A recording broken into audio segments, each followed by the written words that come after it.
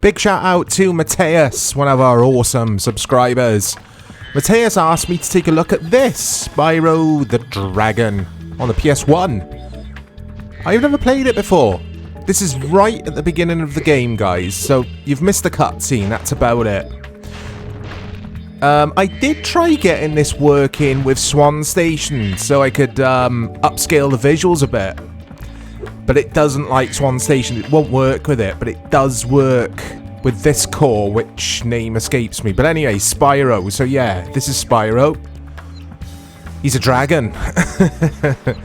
I mean, I don't know anything about this game, apart from the little that I read earlier this morning. It was interesting to find out, actually, that Sony at the time wanted a cutesy type game to go head-to-head with the likes of, well, not necessarily Mario 64, but with the likes of the Nintendo exclusive games that we did get on the N64. Sony apparently wanted something that the younger gamer could enjoy on the PS1. So, press the L2 or R2 buttons. Yeah, I knew all that already, Zoe. I like the art style in this straight away. This is pretty cool. Sunny Villa through there, look. Or I can just run up there. Where do I go? Who's this? So, you're the one in charge of Oh, it's Bianca. legs, huh? How sad. Look here.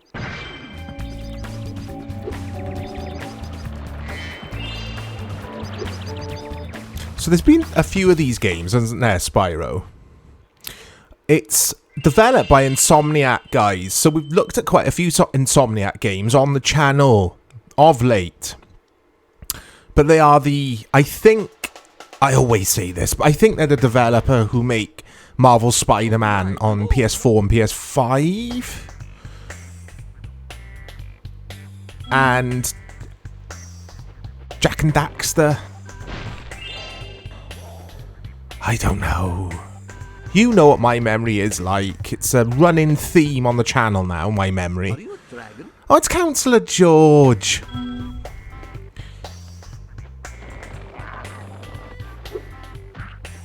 But yeah, I don't know if I would have bought this back in the day.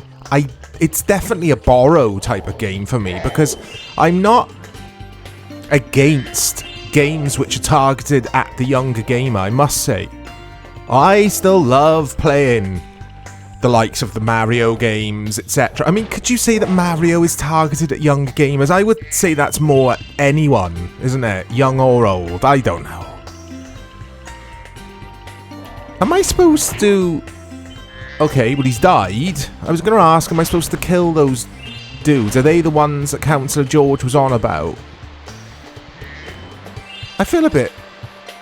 Yeah, it feels a bit wrong just, like, zapping them with my fire. They're not really doing anything wrong. Apart from terrorising this village.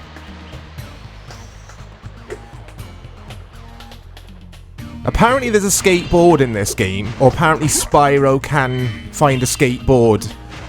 According to the cover art and what Mateus has told me. So we'll keep a lookout for the skateboard.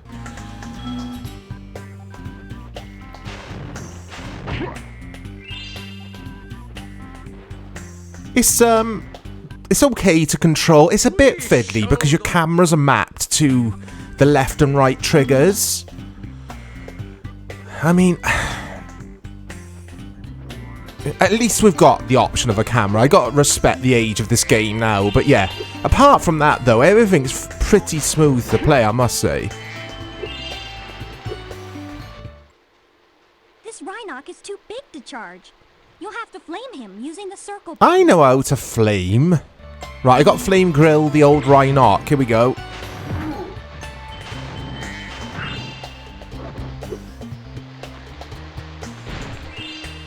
Yeah, I would have enjoyed this for sure back in the day. But anything like this on a PS1, I wouldn't buy. Because by now, I was an extremely young man. But I was just about to move home for the first time. It was that stage of my life, you know? In fact, I think I might have just moved out for the first time. Yeah, I did, because I took my PS1 with me when I first moved out with Tony Hawk's 1. Tony Hawk's 1 had just come out, actually.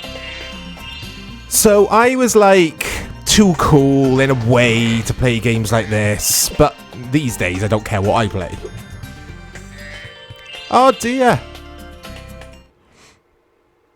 I did not mean to do that. The most embarrassing death you can probably have. The Rhinox have caused me no issues, but I fall off the edge of the castle wall.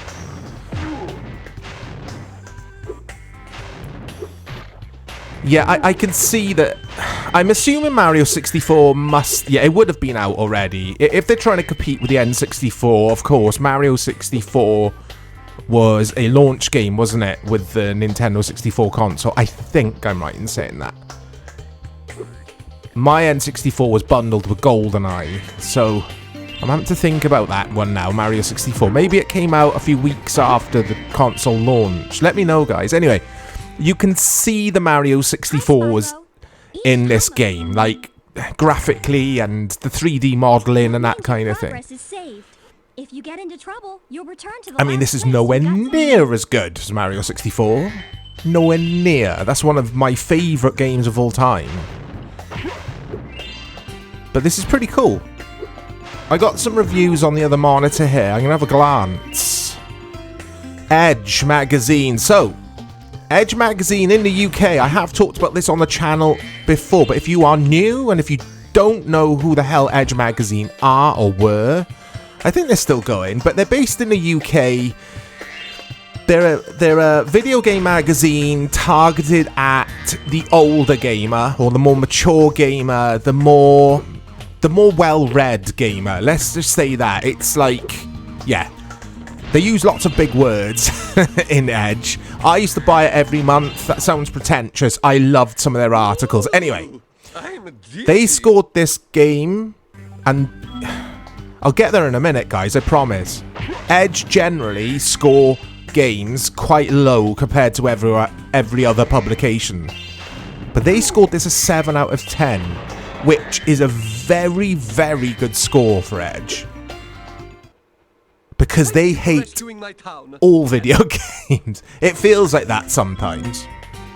When we do these episodes of Old School and I consult the Edge review, it's usually like 5 or 6 out of 10. So get a 7 is quite high. GameSpot gave this an 8.3 out of 10. IGN gave this a 9 out of 10. PlayStation Power scored this an 82%. So this was a very well thought of game. And I like it. I think it's cool. Right, what's up here then?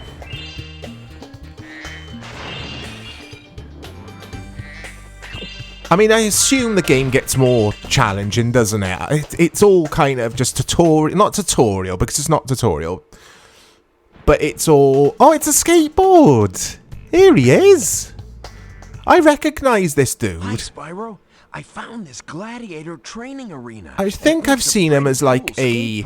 You know on PS5 where you could choose your avatar on the home screen, on the UI, in the settings. I'm sure I've seen his face. There's loads of PlayStation characters, and I'm just like, I don't know who they are, apart from the obvious ones. Anyway. I mean, I have heard of Spyro the Dragon, the game, before, of course, but I just never got round to playing it for whatever reason. Oh, this handle's quite nice. Ah, oh yeah. What did he say? I've got to go looking... I don't know why I'm asking you guys. I'm not exactly live streaming here, am I? But I think he said to get little lizards or something. Collect the little lizards. I don't know. I'm not paying attention. I'm just having too much fun talking to you guys. Yeah, those little dudes. Okay.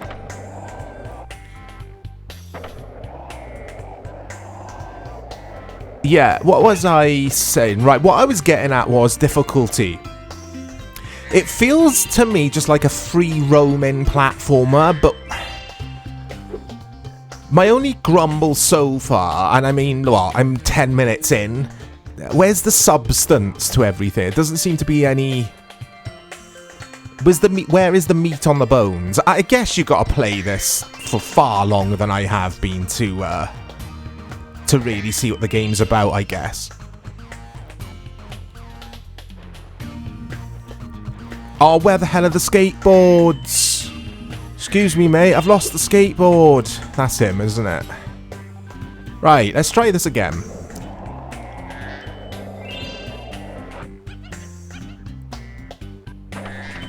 Oh yeah, you can't touch anything on the skateboard. You just come off and then it disappears and you've got to find another respawning skateboard. Here it is. It's a bit different, isn't it, this game? It's I know it's a platformer and there's loads of platformers, but it's a cool addition to the PlayStation's vast library of goodness to have something like this. It's a change of pace, it's a change of scenery from your more adult-themed games, which the PS1 was infamous for. In the 90s, it's when gaming became cool. So to have something like this is a little bit different, I guess. It's not, you know, Lara Croft running around with her cone boobies. Oh my god, I'm terrible on the skateboard in this. Anyway, I think I've had enough of the skateboarding. I want to find... Oh, there's another little dude. Oh, I think you do have to be on this, though, don't you? To collect the lizards. It's a bit fiddly to control this game, I will say. It's not because I'm sucking. That is one of the reasons, though. It's a bit fiddly, I will say.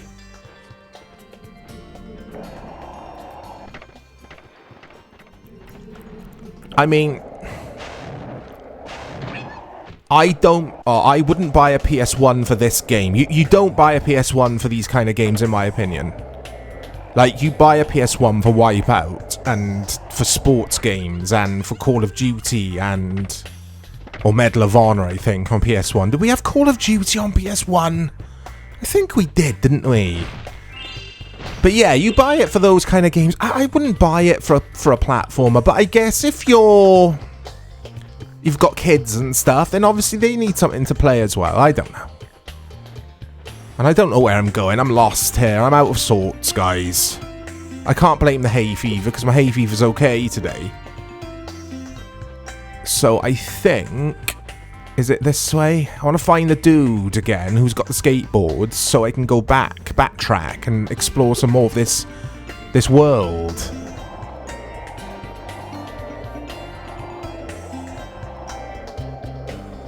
I do wonder if there are like RPG elements in this, because there's obviously a story being told and there's dialogue or voiced dialogue with voice actors and stuff. I do wonder. Be pretty cool if there was RPG mechanics. I don't know what I'm doing. I do know that I want to escape from this place. I'm trying to fly to see if he can fly. You can do that.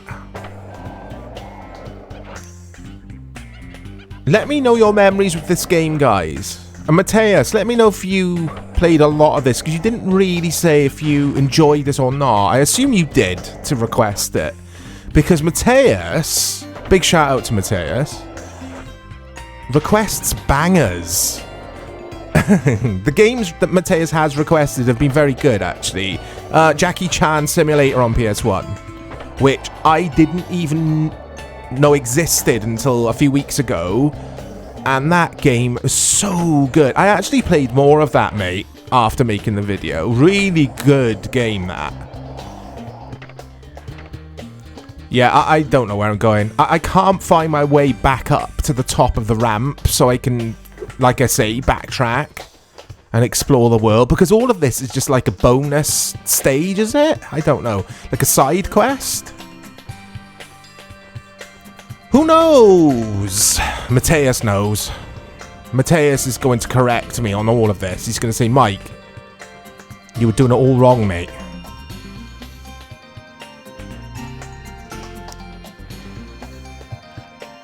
Oh, I don't know where to go.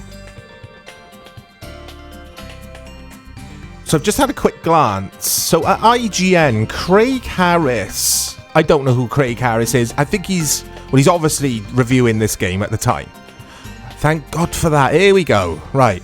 Craig said, he hailed this as the most fun 3D platformer he had played since Crash Bandicoot, writing, 2 claws up, way up. 2 claws up, way up?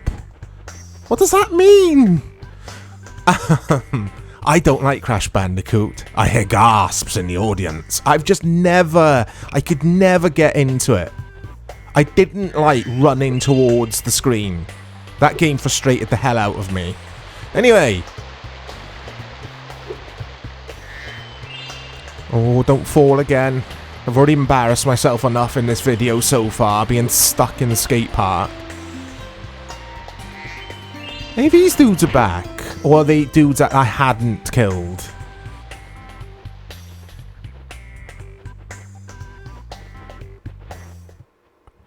Would you like a chicken sandwich? They're very good. I like the humour in this already, and I like the voice acting. It's so good. Oh dear. Let's explore then. Let's see what else is going down here in the town of Spyro, the dragon, whatever this place is called.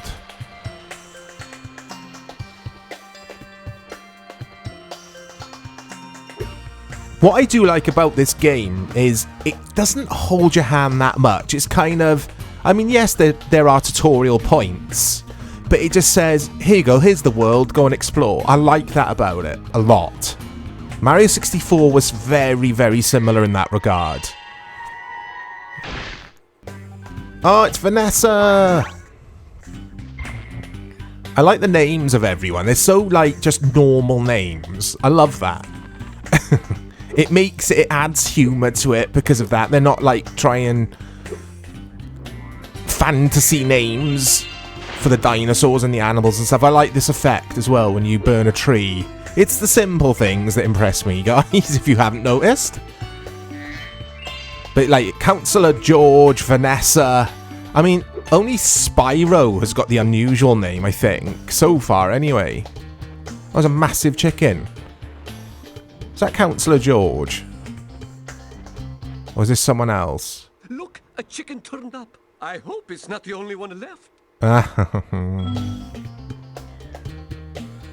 Are they supposed to be dressed like the ancient Greeks? Yeah, it's got that wacky...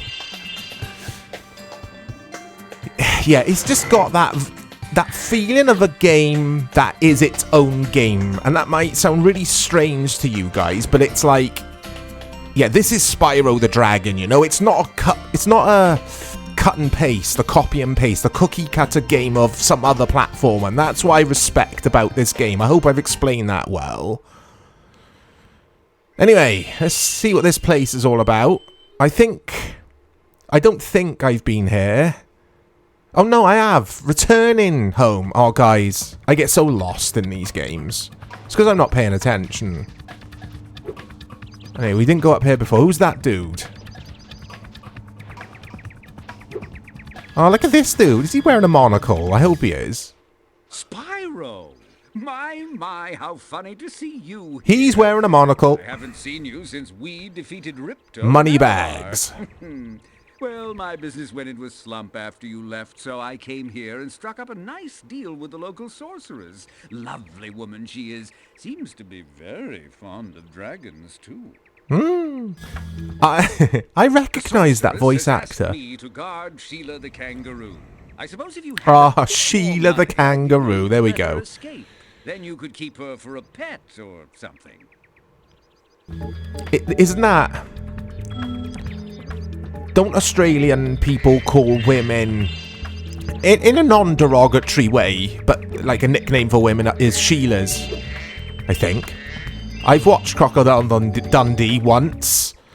Spyro, I just found one of those portal thingamajigs that leads to a different world, but you'll have to glide to get across to it. Okay. Press the X button to jump, then press the X button again while you're in the air to glide. Oh. Just follow me. I've tried that, though. Perhaps it's unlocked it because I've spoke to Hunter. I tried this earlier, double tap. I saw something shiny in that cave over there. Let's go check it out. You can get there by hovering. To hover, just... I recognise Hunter's voice as well, you know. I'm going to have to check out the cast of this game at some point. Anyway, let's go this way and see what's... see what goods are waiting for us. But yeah, I like this game. I think it's pretty cool, and I think it'll get better as I stop sucking at it and explore and get into the main quest line. Right, what's happened here? I think it's crashed. What's happened? Okay, I'm back. It had crashed. I sat looking at a black screen for 1 hour. I didn't, but I did sit there looking at a black screen for ages. It definitely crashed, guys. So I restarted it, loaded up the save, but it loads me to that black screen, basically, because it had obviously saved there. So we'll call the video to an end, but what I do want to show you guys first is this little detail I forgot to mention. I love that you can do this. Select an icon for your save. Look! Oh, there he is, Moneybags. Moneybags, the monocle-wearing bear. Anyway, Spyro the Dragon. Fantastic. It's a cool game, this is. I'm going to play some more of it as well, because I think my son will enjoy watching me play this. But this happens as well. I forgot to mention this on the cutscene at the beginning. That's obviously... This game obviously doesn't like any of the cores on RetroArch. I mean, this one works the best, but even this has got issues. Anyway, I'll leave you with some of this cutscene, and I'll speak to you all soon.